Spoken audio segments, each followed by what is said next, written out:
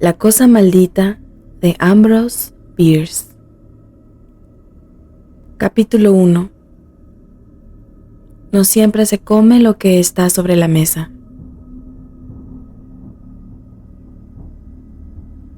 A la luz de una vela de cebo, colocada al final de la rústica mesa, un hombre leía un libro. Era un viejo libro de cuentas, muy usado, y al parecer, su escritura no era demasiado legible, porque a veces el hombre acercaba el libro a la vela para ver mejor. En esos momentos, la mitad de la habitación quedaba en sombra, y solo era posible entrever unos rostros borrosos, los de los 8 hombres que estaban con el lector. 7 de ellos se hallaban sentados, inmóviles y en silencio, junto a las toscas paredes de troncos, y dada la pequeñez del cuarto, a corta distancia de la mesa. De haber extendido un brazo, cualquiera de ellos habría rozado al 8º hombre, que tendido boca arriba sobre la mesa, con los brazos pegados a los costados, estaba parcialmente cubierto con una sábana. Estaba muerto. El hombre del libro leía en voz baja. A excepción del hombre muerto, todos parecían esperar que algo sucediera. Por la abertura que hacía de ventana, entraban toda clase de ruidos nocturnos y desconocidos. El largo aullido de un coyote a la distancia, la incesante vibración de los insectos en los árboles, los gritos extraños de las aves nocturnas, tan diferentes del canto de los pájaros durante el día, el zumbido de los grandes escarabajos que vuelan desordenadamente, y todo ese coro indescifrable de leves sonidos que creemos haber escuchado solo a medias, cuando repentinamente cesan, como si fueran conscientes de una indiscreción. Pero nada de esto era advertido en aquella reunión. Sus miembros no parecían muy interesados en fijar su atención en cosas superfluas.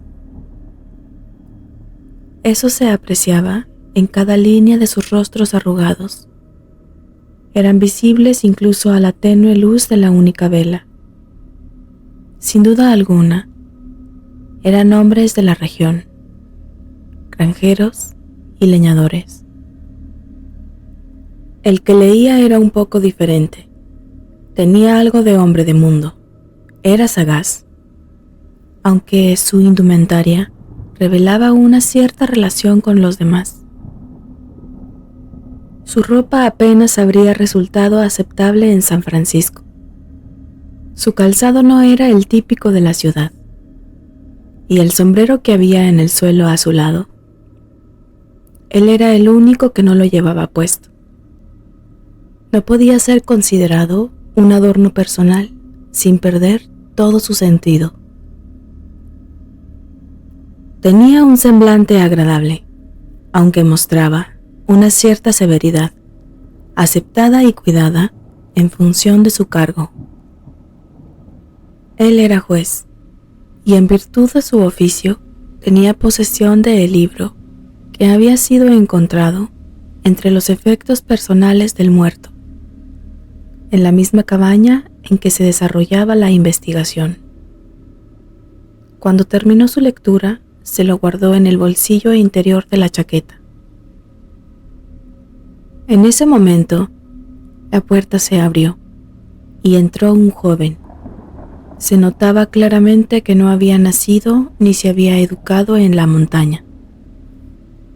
Iba vestido como la gente de la ciudad. Sin embargo, su ropa estaba llena de polvo, como si hubiera cabalgado mucho para asistir a aquella reunión. Solamente el juez le hizo un breve saludo. «Lo esperábamos», dijo. «Es necesario acabar con este asunto esta misma noche. Lamento haberlos hecho esperar, dijo el joven sonriendo. No me marché para eludir su llamado, sino para publicar en mi periódico un relato de lo sucedido, el que supongo usted también quiere oír. El juez sonrió. ¿El relato que usted publicó en su periódico? Dijo. Relato que tal vez difiera del que usted dará aquí, bajo juramento. Como usted guste, replicó el joven, enrojeciendo con vehemencia. Aquí tengo una copia de la información que envié a mi periódico. No se trata de una noticia, pues resultaría increíble, sino de una especie de cuento de ficción. Quisiera que formara parte de mi testimonio bajo juramento. Pero si usted dice que es increíble, no le dé mucha importancia a eso, señor juez. Le juro que es cierto. El juez permaneció en silencio durante un rato, con la mirada fija en el suelo. El resto de los hombres charlaba en voz baja, sin apartar la mirada del rostro del cadáver. Al cabo de unos instantes, el juez alzó la vista y dijo: procedamos con la investigación. Los hombres se quitaron los sombreros y el joven prestó juramento. ¿Cuál es su nombre?, le preguntó el juez. William Harker. Edad: 27 años. ¿Conocía usted al difunto Hugh Morgan? Sí. ¿Estaba usted con él cuando murió? Sí, muy cerca. ¿Y cómo explica eso? Su presencia, quiero decir. Estaba de visita. Iríamos a cazar y a pescar. Además, también quería estudiar su tipo de vida, tan rara, taciturna y solitaria. Parecía un buen modelo para un personaje de novela. A veces escribo cuentos. Y yo a veces los leo. Gracias. Cuentos en general. No me refería solo a los suyos. Algunos de los presentes se echaron a reír. En un ambiente sombrío, el humor se aprecia mejor. Los soldados ríen con facilidad en los intervalos de la batalla. Y un chiste en la cámara mortuoria, sorprendentemente, suele hacerlos reír. Cuéntenos las circunstancias de la muerte de este hombre, dijo el juez. Puede utilizar todas las notas o apuntes que desee. El joven asintió.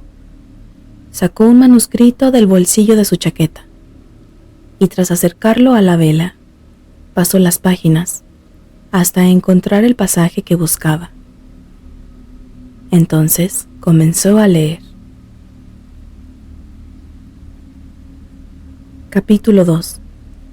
Lo que puede suceder en un campo de avena.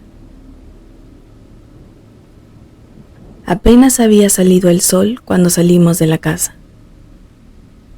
Íbamos en busca de codornices, cada uno con una escopeta, y nos acompañaba su perro.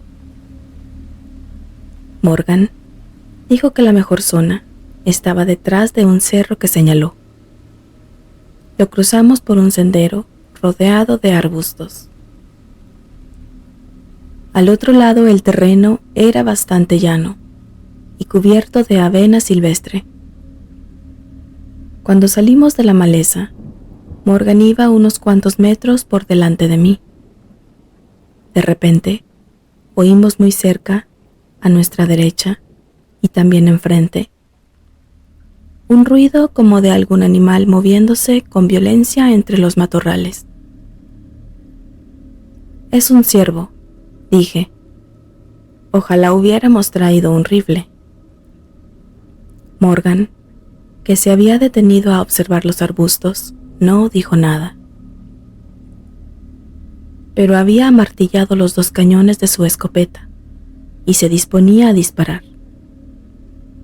Parecía algo asustado, y esto me sorprendió, pues era célebre por su sangre fría, incluso en momentos de súbito e inminente peligro. Ven, dije, no esperarás acabar con un ciervo a base de perdigones, ¿verdad? No me respondió, pero cuando se volvió hacia mí, me llamó la atención su palidez. Comprendí entonces que algo serio ocurría, y lo primero que intuí fue que nos habíamos topado con un oso. Amartillé mi escopeta y avancé hasta donde estaba Morgan.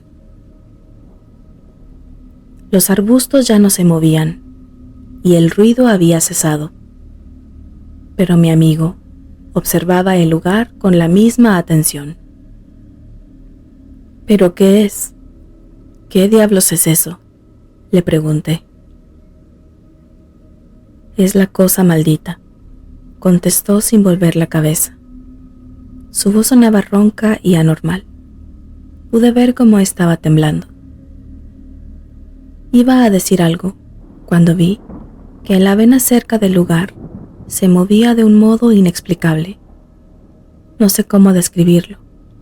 Parecía como si fuese agitada por una ráfaga de viento, que no solo la doblaba, sino que la tronchaba y no volvía a enderezarse. Y aquel movimiento se acercaba lentamente hacia nosotros. Aunque no recuerdo haber sentido miedo, nada de lo que había visto me había afectado tanto como aquel fenómeno desconocido e inenarrable.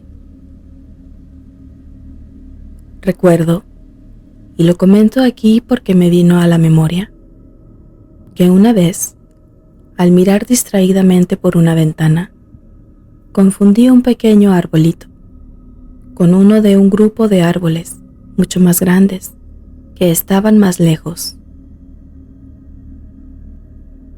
Parecía del mismo tamaño que estos, pero al estar más claro y definido en sus detalles, no armonizaba con el resto. Fue un simple error de perspectiva, pero me sobresaltó tanto que incluso me atemorizó. Confiamos tanto en el buen funcionamiento de las leyes naturales, que su aparente suspensión nos parece una amenaza para nuestra seguridad, una advertencia de alguna calamidad impensable. Del mismo modo, aquel movimiento de la maleza, al parecer sin causa, y su aproximación lenta e inexorable, resultaban inquietantes. Mi compañero estaba realmente asustado. Apenas pude dar crédito a mis ojos, cuando le vi arrimarse la escopeta al hombro y vaciar los 2 cañones contra la hierba en movimiento. Antes de que el humo de la descarga hubiera desaparecido, oí un grito feroz, un alarido como el de una bestia salvaje. Vi que Morgan tiraba su escopeta y salía corriendo, desapareciendo de aquel lugar. En ese mismo instante, fui arrojado violentamente al suelo, por el impacto de algo que el humo ocultaba. Una sustancia blanda y pesada que me embistió con gran fuerza. Cuando me puse de pie y recuperé mi escopeta, que había sido arrebatada de mis manos, oí a Morgan gritar como si agonizara. A sus gritos se unían aullidos feroces, como cuando 2 perros luchan entre sí. Completamente aterrorizado, me incorporé con gran dificultad y dirigí la vista hacia el lugar por el que mi amigo había desaparecido. Que Dios me libre de otro espectáculo como aquel. Morgan estaba a menos de 30 metros, arrodillado con la cabeza hacia atrás, en un ángulo espantoso. Mi amigo era presa de unas convulsiones que zarandeaban todo su cuerpo. Su brazo derecho estaba levantado, y por lo que pude ver, había perdido la mano, o al menos yo no la veía. El otro brazo había desaparecido. A veces, tal como ahora, recuerdo aquella escena extraordinaria. No podía distinguir más que una parte de su cuerpo. Era como si lo hubieran borrado parcialmente. Ya sé, es extraño, pero no puedo expresarlo de otra forma. Luego, cambió de posición y pude verlo claramente. Todo esto debió ocurrir en pocos segundos, durante los cuales el cuerpo de Morgan tomó todo tipo de posturas, hasta quedar como un luchador derrotado por un peso y una fuerza superior. Yo solo lo veía a él, y no siempre con claridad. Durante el incidente soltaba gritos y profería maldiciones, acompañadas de unos rugidos furiosos, como nunca antes había oído salir de la garganta de un hombre o una bestia. Permanecí en pie por un momento sin saber qué hacer, hasta que decidí tirar la escopeta y correr en ayuda de mi amigo. Creí que estaba sufriendo un ataque o una especie de colapso. Antes de llegar a su lado, ya estaba en el suelo y en silencio. Los ruidos habían cesado, y con un terror jamás experimentado, volví a ver el misterioso movimiento de la avena, expandiéndose desde la zona pisoteada alrededor del cuerpo de Morgan hasta el borde del bosque. Solo cuando hubo alcanzado los primeros árboles, aparté la vista de aquel insólito fenómeno y miré a mi compañero. Estaba muerto. Capítulo 3. Un hombre desnudo puede estar hecho jirones. El juez se levantó y se acercó al muerto. Tiró de una orilla de la sábana y dejó el cuerpo al descubierto. Estaba desnudo, y a la luz de la vela mostraba un color amarillento. Presentaba unos grandes hematomas de un azul oscuro, causado sin duda alguna por las contusiones. Parecía que lo habían golpeado en el pecho y los costados con un garrote. Tenía unas horribles heridas, y su piel estaba desgarrada. Estaba hecha jirones. El juez se acercó a la mesa y desató el nudo de un pañuelo de seda que pasaba por debajo de la barbilla hasta la parte superior de la cabeza. Al retirarlo, vimos lo que tenía en la garganta. Los miembros del jurado, que se habían levantado para ver mejor, lamentaron su curiosidad y volvieron la cabeza.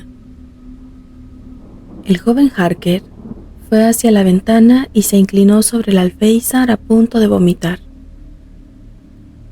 Después de cubrir de nuevo la garganta del muerto, el juez se dirigió a un rincón de la habitación, en el que había un montón de prendas. Empezó a coger una por una y a examinarlas mientras las sostenía en alto. Estaban destrozadas y rígidas por la sangre seca. El resto de los presentes prefirió no hacer un examen más detallado.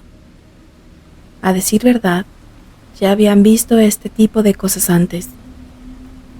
Lo único nuevo para ellos era el testimonio de Harker.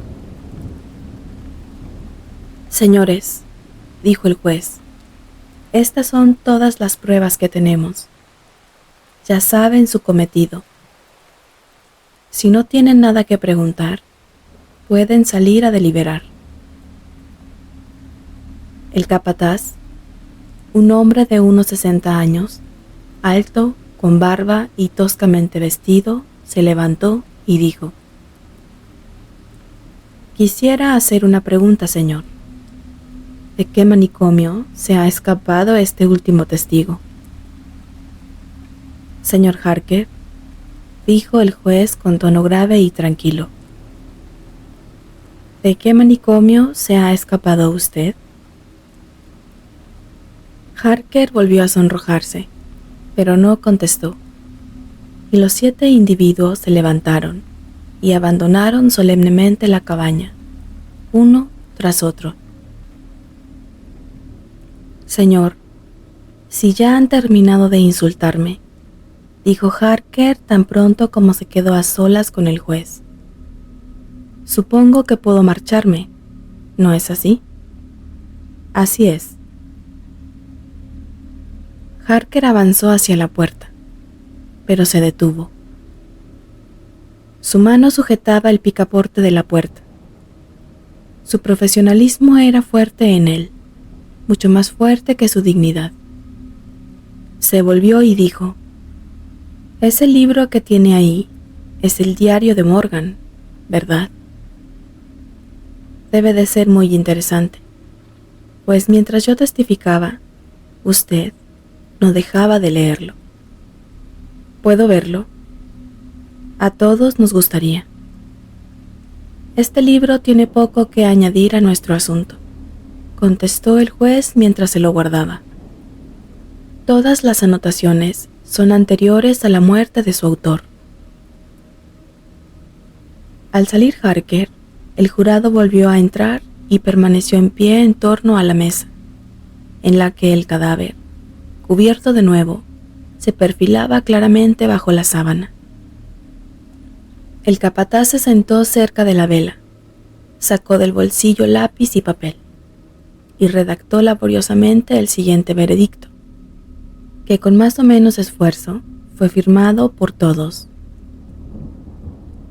«Nosotros, el jurado, consideramos que el difunto encontró la muerte al ser atacado por un puma, pero algunos creen que sufrió un colapso». Capítulo 4.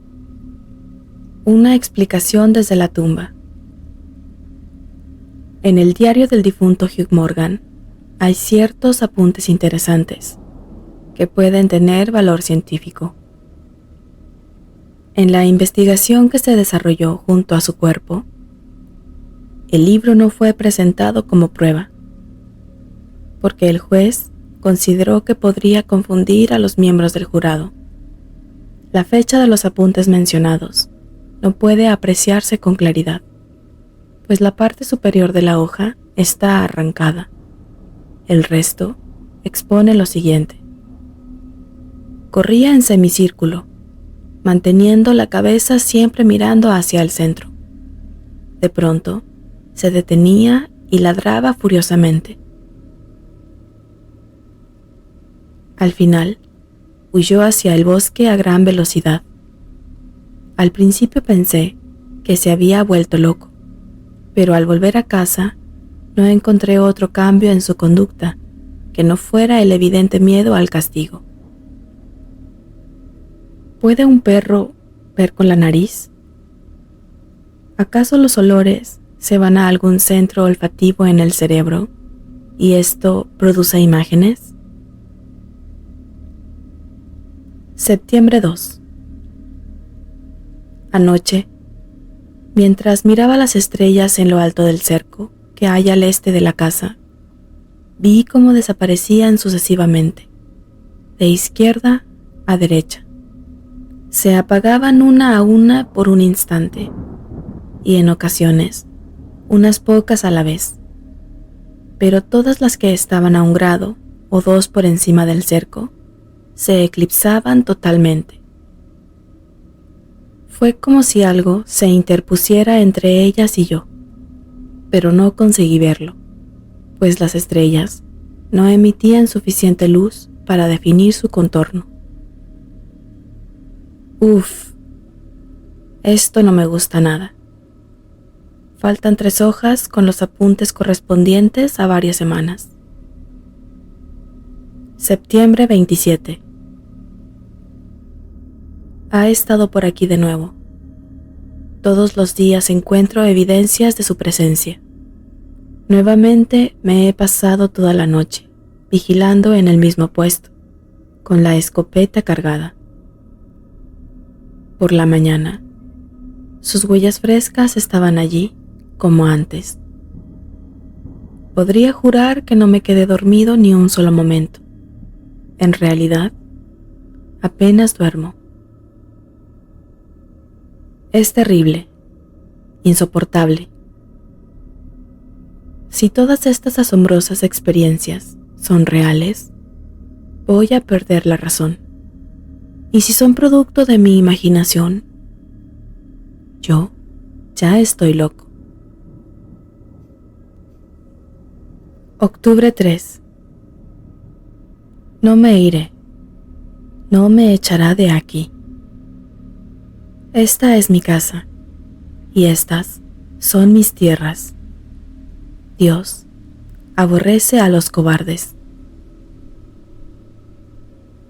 Octubre 5.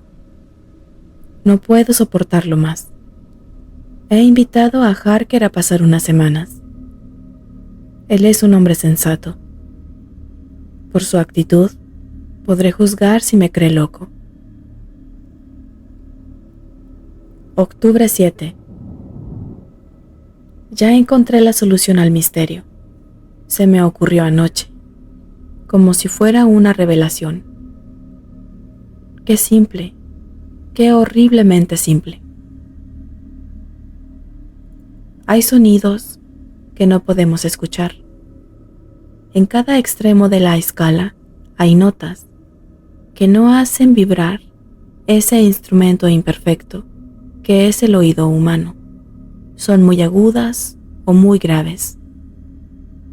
He visto cómo una bandada de mirlos ocupa toda la copa de un árbol, de varios árboles, y cantan todos a la vez. De repente, y al mismo tiempo, todos se lanzan al aire y emprenden el vuelo. ¿Cómo pueden hacerlo si no se ven unos a otros? Las copas de los árboles se interponen. Es imposible que vean el movimiento de su líder. Deben de tener una señal de aviso o un sonido estridente que es inaudible para mí. He observado también el mismo vuelo simultáneo cuando todos estaban en silencio, no solo entre mirlos, sino también entre otras aves como las codornices, cuando están muy distanciadas entre los matorrales, incluso en pendientes opuestas de una colina. Los marineros saben que un grupo de ballenas que se calienta al sol o juguetea sobre la superficie del océano, separadas por kilómetros de distancia, se zambullen al mismo tiempo y desaparecen en un momento. La señal es emitida en un tono demasiado grave para el oído del marinero, que está en el mástil, o el de sus compañeros en cubierta, que sin embargo sienten la vibración en el barco, como las piedras de una catedral vibran con el bajo del órgano. Lo mismo que ocurre con los sonidos, también ocurre con los colores. En cada extremo del espectro solar, el químico detecta la presencia de los llamados rayos actínicos. Representan colores integrales en la composición de la luz, que somos incapaces de reconocer. El ojo humano también es un instrumento imperfecto, y su alcance llega solo a unas pocas octavas de la verdadera escala cromática. No estoy loco. Lo que ocurre es que hay colores que no podemos ver. Y Dios me proteja, pues la cosa maldita es de uno de esos colores.